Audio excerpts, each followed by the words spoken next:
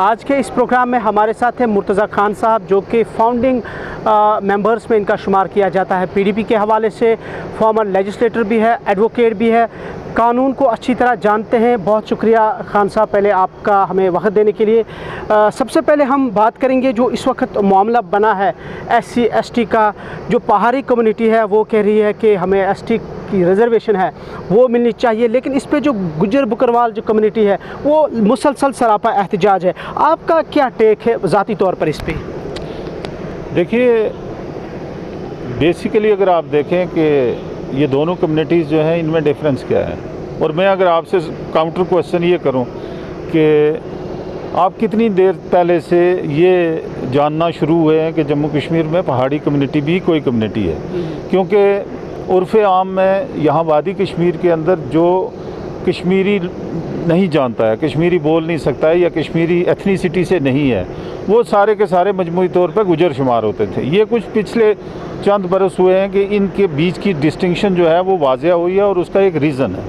और रीज़न ये है कि कश्मीर के कंटेक्स्ट में हिस्टोरिकली इसको सेम कम्युनिटी ट्रीट किया जाता रहा, लेकिन उसके अंदर से बाइफर्केशन करके गुजर कम्युनिटी को आइडेंटिफाई करके उनको कॉन्स्टिट्यूशन के अंदर कुछ राइट्स दिए गए, और पहाड़ी जो थे उनको वहाँ से बाहर निकाल दिया गया। अब होता यह है कि जब एक ही तरह के हालात में दो कम्युनिटीज़ रह रही हैं और उनके एक सेगमेंट को आप निकाल के कॉन्स्टिट्यूशनल राइट्स दे के लाइफ उनकी बेटर करने की कोशिश कर रहे हैं, दैट्स गुड। लेकिन साइमल्टेनियसली जो दूसरी कम्युनिटी है वो जिस वक्त मार्जिनलाइज हो जाती है तो उनके अंदर एक आवाज़ बुलंद होना शुरू होती है। और ये जो गुजर और पहाड़ी का सिलसिला है ये भी डायरेक्टली इसी तरह की एक सिचुएशन है। 91 में गुजर कम्युनिटी को कॉन्स्टिट्यूशन ऑफ इंडिया के तहत शेड्यूल ट्राइब के अंदर लाया गया। हालांकि इनकी बूदोबाश, उठना बैठना, हालात ज़िंदगी बिल्कुल यकसां हैं, चूँकि ये एक ही इलाकों में आबाद हैं, और उनमें से फिर एक तबके को कुछ मराद मिली हैं, दूसरा जो है वो उसकी वजह से मार्जिनलाइज जब होना शुरू हुआ तो इन्होंने भी अपनी डिमांड जो है उसको प्रोजेक्ट करना शुरू किया। और फिर 91 में जब गुजर्स को शेड्यूल ट्राइब मिला, उसके बाद सुप्रीम कोर्ट ऑफ इंडिया ने बाकायदा कुछ गाइडलाइंस तय की हैं कि किसी भी कम्युनिटी को शेड्यूल ट्राइब बनाने से पहले ये चीज़ें पूरी की जानी चाहिए। अब वो रुकावटें जो आ गई, उन हर्डल्स को पार करते करते एक टाइम लग गया, और जब ये बीजेपी की गवर्नमेंट आई तो फिर इसको सीरियस तरीके से प्रोजेक्ट किया गया कि अगर आपने इस सोसाइटी को यकसां सिचुएशन में रहने वाले लोगों के साथ अगर इंसाफ करना है तो फिर इनको दोनों को मिला के इनको ऐड पार करना पड़ेगा। ज़ाती तौर पर आप समझते हैं कि वाकई जो पहाड़ी कम्युनिटी है वो इसका हक रखती है ST स्टेटस का? मैंने जैसे कि पहले अर्ज़ किया, जम्मू कश्मीर की जो हिस्ट्री है वो हमें ये बताती है कि यहाँ पे जब ये हुआ सेटलमेंट हुआ, सर वाल्टर लॉरेंस ने कश्मीर का सेटलमेंट किया, और वो भी जिस वक्त कम्युनिटीज़ को डिफ़ाइन करते हैं, जब गुजर्स को डिफ़ाइन करने पे आते हैं सर वाल्टर लॉरेंस, उसमें जो खसाइल हैं, आदतें हैं, बूदोबाश है, वो पहाड़ियों का बताया है। लैंग्वेज उनकी जो है वो पहाड़ियों की जो है उसको आइडेंटिफाई किया है एज़ गुजर लैंग्वेज। कहने का मतलब ये है कि ये इतनी इंटरमिंगल्ड हैं, एक ही तरह के हालात में दोनों कम्युनिटीज़ रह रही हैं, तो कोई जवाज़ ही नहीं है कि उनमें से एक ज़बान बोलने वाले को आप कॉन्स्टिट्यूशनल वो एक ख़ास मराद दे दें और दूसरे को इग्नोर कर रहे हैं, जबकि वो यकसां हालात में रह रहे हों। तो इसमें तो कोई शक वाली बात ही नहीं है। मैं खाली नहीं कह रहा हूँ, इस पर जो एंथ्रोपोलॉजिस्ट ने काम किया है, जो कॉन्स्टिट्यूशन के तहत कमेटीज़ यहाँ पे कायम हुई हैं, उन कमेटीज़ ने भी ये जस्टिफाई किया है कि ये यकसां हालात में रहने वाले लोग हैं, इसलिए लाजिम है कि इन दोनों को हाँ एक ही तरह के। अमित शाह का विज़िट है अगले मंथ जम्मू कश्मीर का। कहा जा रहा है कि जो पहाड़ी कम्युनिटी है बेसब्री से उनका इंतज़ार कर रही है। मैं आपसे ये जानना चाहूँगा कि जब से ये रिजर्वेशन का मामला इन दो कम्युनिटीज़ के अंदर पैदा हुआ है, क्या आप समझते हैं कि ये on the basis of politics या वाकई ये इनके राइट्स के हवाले से बात की जा रही है, या इनको वोट बैंक के लिए ये सब कुछ किया जा रहा है? नहीं, देखिए, एक आप कह लीजिए एक पर्टिकुलर सिचुएशन इमर्ज हुई 370 के जाने के बाद, आने मतलब उसके एब्रोगेशन के बाद, और वो सिचुएशन ये थी कि जम्मू कश्मीर में शेड्यूल ट्राइब्स को या शेड्यूल कास्ट को पॉलिटिकल रिजर्वेशन ये कॉन्स्टिट्यूशन में प्रोवाइडेड थी, लेकिन जम्मू कश्मीर में सिर्फ शेड्यूल कास्ट को वो रिजर्वेशन थी, शेड्यूल ट्राइब्स को नहीं थी। तो अब इसकी बाद जब 370 चला गया तो डिलिमिटेशन भी नहीं, जब ये चला गया 370 चला गया और रीऑर्गेनाइजेशन एक्ट जम्मू कश्मीर में नाफज हुआ, तो रीऑर्गेनाइजेशन एक्ट में ये प्रोवाइड किया गया कि अब शेड्यूल ट्राइब्स को भी पॉलिटिकल रिजर्वेशन होगी असेंबली के अंदर प्रोपोर्शनेट टू देयर पॉपुलेशन। और फिर उतना ही नहीं, बल्कि साथ में ये भी था कि उनकी रिजर्वेशन उन एरियाज़ में होगी जहाँ पे उनकी लार्जेस्ट पॉपुलेशन है। अब होता क्या है कि कोइंसिडेंटली गुजर्स और पहाड़ीज जो हैं ये एक ही इलाकों में आबाद हैं। लार्जेस्ट पॉपुलेशन गुजर्स की भी वही है जहाँ मेजॉरिटी ऑफ पहाड़ीज आबाद है। अब जब वो पॉलिटिकल रिजर्वेशन जो आइडेंटिफाई करने लगे और डिलिमिटेशन बीच में आया, तो उन्होंने जो कंस्टिट्यूंसीज आइडेंटिफाई की वो कंस्टिट्यूंसीज हैं जहाँ पे 64% ऑफ पहाड़ीज जो हैं वो आबाद है। तो इन वे आपने 64% पहाड़ीज को पहले ही एक ही झटके में बाहर निकाल दिया। अब उससे पहले क्या था, सर्विसेज में रिजर्वेशन थी, प्रोफेशनल कॉलेजेस में रिजर्वेशन थी, कहीं कहीं पंचायत वगैरह के ये जो इंस्टीट्यूशंस हैं इनमें रिजर्वेशन थी। अब क्या होता है कि अब असेंबली में भी रिजर्वेशन हो गई और पहाड़ी से एज ए कम्युनिटी जो है वो उससे बाहर हो गए। तो उस वक्त हमने ये प्रोजेक्ट किया, होम मिनिस्टर ऑफ इंडिया को हम डेलीगेशंस की सूरत में मिले, हमारे लीडर्स मिले। मुजफ्फर हुसैन बेग जो हैं वो पहाड़ी कल्चरल एंड वेलफेयर फोरम के सरपरस्त हैं, उन्होंने टेकअप किया अपने लेवल पे। यहाँ आज तो एक मुसीबत ये खड़ी हो गई है कि हर 10-20 लोग किसी जगह जमा होके बना देते हैं और वो क्या करते हैं फिर अपनी प्रोजेक्शंस करते हैं वो पॉलिटिकल रीजंस के लिए या मशहूरी के लिए, दोनों अतराफ़ है ये। लेकिन जिन लोगों ने साइलेंटली काम किया है उसमें मुजफ्फर हुसैन बेग साहब हैं, वो सरपरस्त आला हैं। इसी तरीके से अब्दुल्ला खान थे, लॉ मिनिस्टर थे जब, तो उन्होंने वो 4% रिजर्वेशन वाला जो इशू है उसको प्रेस किया और उसको अल्टीमेटली किसी जगह तक लेके गए। तो जो जेन्युइन लोग हैं वो काम करने वाले वो अपनी जगह पे। साहब, इस वक्त जो अब इन कम्युनिटीज़ के बीच में जो खला पैदा हुआ है, जो इंतशार पैदा हुआ है, आप क्या समझते हैं कैसे इनको मनवाने की जो रिकमेंडेशन है या हम कहेंगे कि सजेशन है, कैसे आप करेंगे? देखिए, जो सेनर एलिमेंट है दोनों तरफ वो इस चीज़ को मानते हैं कि ये लोग सदियों से एक ही जगह पे भाइयों की तरह आबाद हैं, इनके बीच में ज़्यादा डिफरेंस नहीं है। लेकिन ये जो मशहूरी वाला एलिमेंट है ना, इसकी वजह से प्रॉब्लम्स हुई हैं, चाहे वो पहाड़ी हों चाहे वो गुजर हों, और वो सस्ती शोहरत है कहीं कहीं। हालांकि ये रिजर्वेशन होने से गुजर भाइयों का कोई नुकसान नहीं होने जा रहा है, क्योंकि रिजर्वेशन का लॉ ये है कि किसी भी स्टेट में प्रोपोर्शनेट टू द पॉपुलेशन जो है वो रिजर्वेशन होती है। आज अगर गुजर 10% हैं जम्मू कश्मीर में, ऑलरेडी शेड्यूल ट्राइब हैं, 8% 10% अगर पहाड़ीज भी उसमें आ जाते हैं तो वो उसी 10% के अंदर नहीं होंगे। वो जो प्रोपोर्शन है वो लॉ के मुताबिक बढ़ाई जा सकती है, बाकियों को भी अकोमोडेट करना है। ये इसका मतलब हरगिज़ नहीं है खुदा न ख्वास्ता कि अगर गुजर और पहाड़ी जो है इनको शेड्यूल ट्राइब करार दे दिया जाएगा तो बाकी कम्युनिटीज़ जो हैं वो उनके अपने राइट्स हैं, कहीं इकनॉमिकली वीकर सेक्शंस हैं, कहीं सोशल कास्ट हैं, कहीं ओबीसी है, जहाँ जहाँ जो जिसका ड्यू बनता है उसको मिलेगा। लेकिन ये खाली पॉलिटिक्स जो लोकल पॉलिटिक्स है, ये लोकल पॉलिटिक्स की वजह से ये सारी सिचुएशन इन्होंने की है। रहा सवाल आपका ये कि ये क्या मुमकिन है कि इसको रिकनसाइल हो जाए दोनों, ये वक्ती बात होती है। Over a period of time ये रिकनसाइल होगा, और जब ये रिकनसाइल हो जाता है, दोनों कम्युनिटीज़ कर लेती हैं, उसके बेटर रिजल्ट्स होंगे। ये जो आज ये सिचुएशन क्रिएट करने की कोशिश की गई है इसके मुकाबले में। तो अब हम आपसे जानना चाहेंगे कि जो 5 अगस्त 2019 के बाद जम्मू कश्मीर के सियासी हालात बने, तो आप इसको कैसे देखते हैं? क्योंकि आप फॉर्मर लेजिस्लेटर भी रह चुके हैं और पीडीपी के साथ आप काफ़ी टाइम तक वाबस्ता थे, अभी भी एक पार्टी के साथ आप वाबस्ता है, गालिबन पीसी के साथ। How do you see that? देखिए, जहाँ तक 5 अगस्त के बाद की सिचुएशन है, मैं as a student of law, मेरी ये कंसीडर्ड ओपिनियन है कि 370 को 5 अगस्त 2019 से पहले ही इसको ख़त्म किया जा चुका था। ये खाली एक लाश पड़ी हुई थी और उस लाश को बीजेपी ने उठा के दफन कर दिया, या कह लीजिए उसका अंतिम संस्कार कर लिया, क्योंकि दफन का अगर हम कहेंगे तो उनको फ़ायदा शायद ना मिले, उनको अंतिम संस्कार से ज़्यादा फ़ायदा मिलना।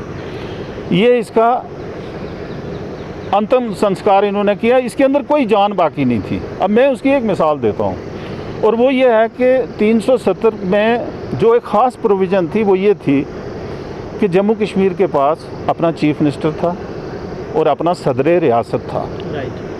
12th अमेंडमेंट जब हुई यहाँ पे सादिक साहब के ज़माने में, तो सदर रियासत का ओहदा भी ख़त्म कर दिया गया और प्राइम मिनिस्टर का भी। बिल्कुल। प्राइम मिनिस्टर के ओहदे को भूल जाइए आप, अगर उसका नंबरदार भी रख दें तो भी चलेगा क्योंकि उसकी पावर्स वही है। लेकिन सदर रियासत से क्या फ़र्क पड़ा, वो इम्पॉर्टेंट है और वही 370 की रूह थी। 370 के उस प्रोविज़न में सदर रियासत को जम्मू कश्मीर की असेंबली चुनती थी। अब जब वो ख़त्म कर दिया गया तो यहाँ पे कौन लाया सदर रियासत के बदले आपने? गवर्नर। और गवर्नर का कौन अपॉइंट करता है? Government of India. अब सदर रियासत को अगर यहाँ की हुकूमत को तोड़ना है तो उसको ये पता होता था कि अगर मैं इस हुकूमत को तोड़ूंगा, इसी असेंबली से कल मैं री इलेक्शन करवाऊंगा तो मेरा क्या हशर होगा, वो मुहतात रहेगा। लेकिन जिस वक्त गवर्नर को दिल्ली वालों ने भेजा है तो फिर वो दिल्ली की मर्ज़ी के मुताबिक उसको चलना था। तो वो जो स्पिरिट थी वो 1965 में 370 की ख़त्म कर दी।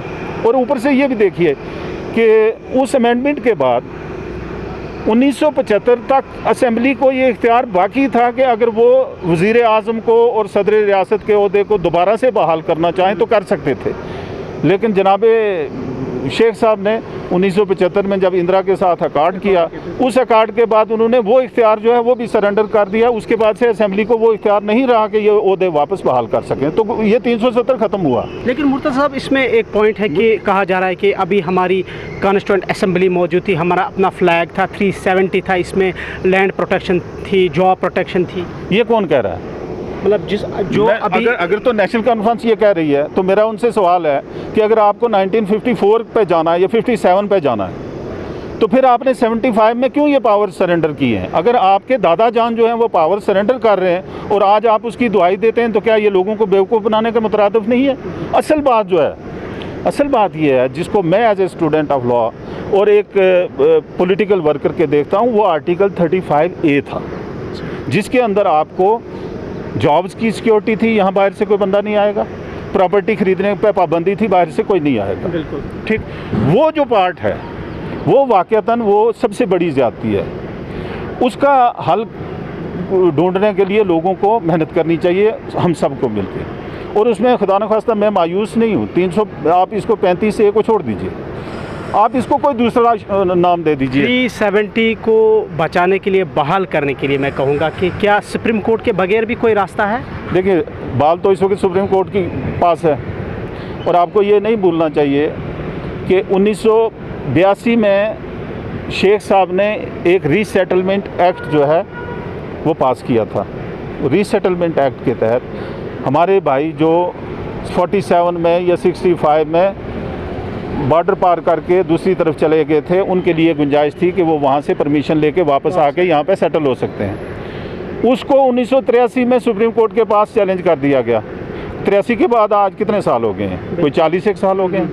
आखिरी हियरिंग उसकी हुई थी, रंजन गोगोई चीफ जस्टिस थे जब 2019 में, उसके बाद से वो केस नहीं लगा। तो कहने का मतलब ये 1983 से लेके वो केस आज रीसेटलमेंट वाला पेंडिंग है। तो आपके 370 को कोई जल्दी सुन के फैसला करके इसको रेस्टोर करेगा, ये किसको चट्टी पड़ी है? चलिए मुर्तज़ा साहब, अब हम जानना चाहेंगे आपसे कि जो इस वक्त ऑन ग्राउंड बीजेपी दावा कर रही है कि हालात बिल्कुल नॉर्मल है, 5 अगस्त के बाद जम्मू कश्मीर की जो फ़िज़ा है वो बिल्कुल तब्दील हुई, सब कुछ ठीक ठाक चल रहा है, मानते हैं आप? मैं नहीं मानता हूँ इस चीज़ को। मैं इसलिए नहीं मानता कि जब तक आप जम्मू कश्मीर में बाकायदा इलेक्शन करवाएँ, साफ शफाफ इलेक्शन करवाएँ जिसमें लोगों की पार्टिसिपेशन हो, आउट ऑफ विल उनकी पार्टिसिपेशन हो, डंडे के ज़ोर पर पार्टिसिपेशन नहीं हो। जब ये लोग उस डेमोक्रेटिक प्रोसेस में शामिल होंगे उसके बाद जो सिचुएशन इमर्ज होके आएगी, वहाँ से असल जो है ये रास्ता जो है ये इस वाला अमन वाला वो शुरू हो सकता है। आए रोज़ नई नई पॉलिटिकल पार्टीज़ इमर्ज हो रही है और इसकी जो ज़िंदा मिसाल है वो डेमोक्रेटिक आज़ाद पार्टी है। आप आज़ाद के कांग्रेस की दस्तबरदारी को, उनके इस्तीफ़े को और अपनी एक नई पार्टी बनाने को कैसे देखते हैं और आपका रिएक्शन इस पर? देखिए, मैं इसको दो जावियों से देखता हूँ। एक तो ये कि आज़ाद साहब जो हैं वो उम्र के अब उस हिस्से में जहाँ पे वो शायद ये समझते हों कि मेरे पास उतना ज़्यादा वक्त नहीं है कि मैं इंतज़ार करूं कि दिल्ली में कांग्रेस जो है वो फिर रिवाइव होगी, फिर उसके बाद हम उसको फिर वो किसी तरीके से अपना कोई रोल उसमें वो प्ले कर सकेंगे। तो शायद उन्होंने ये समझा। और एक मिसाल हमारे पास उससे पहले भी मौजूद है कि मुफ्ती मोहम्मद शहीद साहब ने जिस वक्त अपने आप को एक घुटन में पाया कांग्रेस में, तो उन्होंने रुख किया रियासत का, और यहाँ पे उनका वो एक्सपीरियंस काफ़ी सक्सेसफुल भी रहा। तो शायद वो भी एक उनके सामने रहा होगा कि हम जम्मू कश्मीर में वापस अपना कोई रोल अदा करें। एक ये पहलू है इसका। और दूसरा एक पहलू ये है कि इस जम्मू कश्मीर के हवाले से जो पॉलिटिक्स दिल्ली से हमेशा चलती रही है, उसके क्या क्या वो जो है पस मंज़र होते हैं, उसके बारे में कोई सर्टेनिटी से नहीं कह सकता। बस मैं उस पर इतना ही कहूँगा, उसकी तफसील में नहीं जाऊँगा। अभी आप अपने ज़ाती सियासी उस पहलू को हमसे अगर शेयर करेंगे कि आपने पीपल्स कॉन्फ्रेंस ज्वाइन किया था, लेकिन आप कहीं खामोश नज़र आ रहे हैं, उसकी वजह? Politics is a very serious business, that's all I have to say on this. Means कहीं नाराज़गी है? नहीं, कोई नाराज़गी नहीं, कोई नाराज़गी नहीं है। देखिए, यहाँ पे हर कोई अपना रोल प्ले कर रहा है, अपने अपने ढंग से कर रहा है। पार्टी ऑलवेज मीन्स कि आप एक आइडियोलॉजी को लेके एक ग्रुप ऑफ पीपल और उसके फॉलोइंग के साथ एक एजेंडा को परस्यू करते हैं। ऐसा नहीं कि इन फ्यूचर या इन कमिंग डेज हम मुर्तज़ा खान साहब को कहीं और पर देखेंगे किसी पॉलिटिकल पार्टी? नहीं, मेरे ख्याल से ऐसा नहीं है, क्योंकि मेरा ये बिलीफ है कि जम्मू कश्मीर में मोर और लेस हर कोई पार्टी जो है ये एक ही एजेंडा को फॉलो करती है। हम बीजेपी को गालियां देते हैं, फिर उसी बीजेपी के साथ दूसरे दिन हुकूमत बना लेते हैं। एक दिन हम उसकी हुकूमत में शामिल होते हैं, दूसरे दिन उसको यहाँ ले आते हैं, और फिर तीसरे दिन हम ये कहते हैं कि ये बुरी जमात है।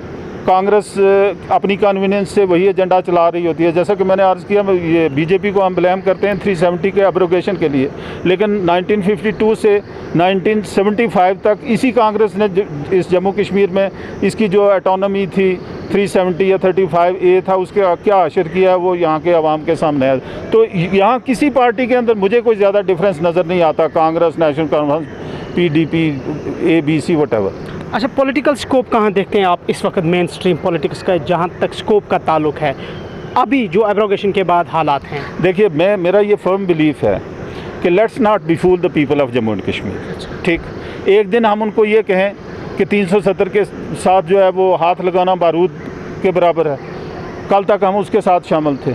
आज हम यहाँ देखें, मुझे बड़ी तकलीफ़ हुई। मैंने कुछ दिन पहले उमर अब्दुल्ला साहब का एक इंटरव्यू सुना, और वो एक रिस्पॉन्सिबल पॉलिटिशियन है, अपराइट आल्सो, लेकिन उन्होंने कहा जी कि हम सेंटिमेंट पॉलिटिक्स पे इलेक्शन लड़ेंगे। This is very unfortunate. हमें लोगों को ग्राउंड रियलिटीज़ बतानी चाहिए। हमें ये उनको बताना चाहिए कि 370 मिलने वाला आपको किसी सूरत में वापस नहीं है, बल्कि मैं तो ये कहता हूँ कि जब ये मौजूद भी था तो ये आपको किसी तरह की प्रोटेक्शन नहीं दे पा रहा था। असल बात जो है वो है 35A के राइट्स जो हैं। अगर नागालैंड ये कह सकता है कि जम्मू हमारा अपना कॉन्स्टिट्यूशन होना चाहिए और फ्लैग होना चाहिए, अगर नागालैंड की डिमांड को सेंटर कंसीडर करना शुरू करता है, उससे पहले मुर्तज़ा खान यहाँ से उठ के खड़ा होगा कि बाबा हमारा तो राइट बनता है, हम एक हिस्टोरिकल बैकग्राउंड रखने वाली स्टेट थे, आपने हमारे साथ ये ज्यादती की, ठीक है आप नागालैंड को उनका फ्लैग और कॉन्स्टिट्यूशन दे दीजिए, लेकिन उससे पहले हमें कंसिडर कीजिए। वो लॉजिक वाली बात है। बाकी ये हम अपने नौजवानों को गुमराह करने के लिए हम कहें कि नहीं जी 370 में लेके आऊँगा, जैसे हम किसी ज़माने में वो रेशमी रुमाल, वो सब्ज़ रुमाल और पाकिस्तानी नमक दिखा के कई दहाइयों तक हमने पॉलिटिक्स की।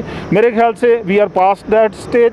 हमें इस पे अब जो है बैंक नहीं करना चाहिए, हमें अपनी नई जनरेशन को फैक्ट्स बताना चाहिए, रियलिटी से उनको रूबरू करना चाहिए। मुर्तज़ा साहब, कहीं ऐसा ना हो कि आवाम आपसे कहें कि जिस लहजे में आप बात करते हैं ये लहजा कहीं बीजेपी का भी है? हरगिज़ नहीं, ये वो सच है जिसको मेरा देखने वाला आज नहीं तस्लीम करेगा, आज के 5 साल बाद करेगा, 10 साल बाद करेगा, लेकिन ये वो रियलिटी है जिसको मुर्तज़ा खान दीवार पर लिखा हुआ देख रहा है। हो सकता है मेरा दूसरा साथी इसको 2 साल बाद देखे, 5 साल बाद देखे, लेकिन यही जम्मू कश्मीर की हकीकत है। आखिर पर हम जानना चाहेंगे कि जो इस वक्त जम्मू कश्मीर के मेन स्ट्रीम पॉलिटिकल लीडर्स का जो सियासी कद है, क्या आप महसूस कर रहे हैं कि गवर्नमेंट ऑफ इंडिया या बीजेपी ने उसको कहीं ना कहीं नीचे कर दिया है? देखिए, आप किसी के कद को उस वक्त तक नीचे नहीं कर सकते जब तक आप खुद उसके लिए मौका फराहम ना करें। जिस वक्त मेरे सामने मैं डबल स्पीक में रहूँगा, मैं ऐसी बातें करूँगा जिसको दूसरे को कंट्राडिक्ट करने का मौका मिलेगा, डिस्क्रिपेंसीज होंगी उसके अंदर, कुदरती बात है मेरा कद जो है वो नीचे आएगा। लेकिन मैं अगर सच बोलूँगा और कितना तलख भी हो वो सच, कोई आपके कद को छोटा नहीं कर सकता, हम खुद करते हैं अपना कद। चलिए, बहुत शुक्रिया हमें अपना कीमती वक्त देने के लिए। बहुत नवाजिश, बहुत नवाजिश। तो नाज़रीन, ये थे हमारे साथ एडवोकेट मुर्तज़ा खान साहब। इनके साथ हमने मुख्तसर गुफ्तगू की। प्रोग्राम में एक और अहम शख्सियत के साथ हाज़िर खिदमत होंगे, तब तक के लिए अल्लाह हाफ़िज़।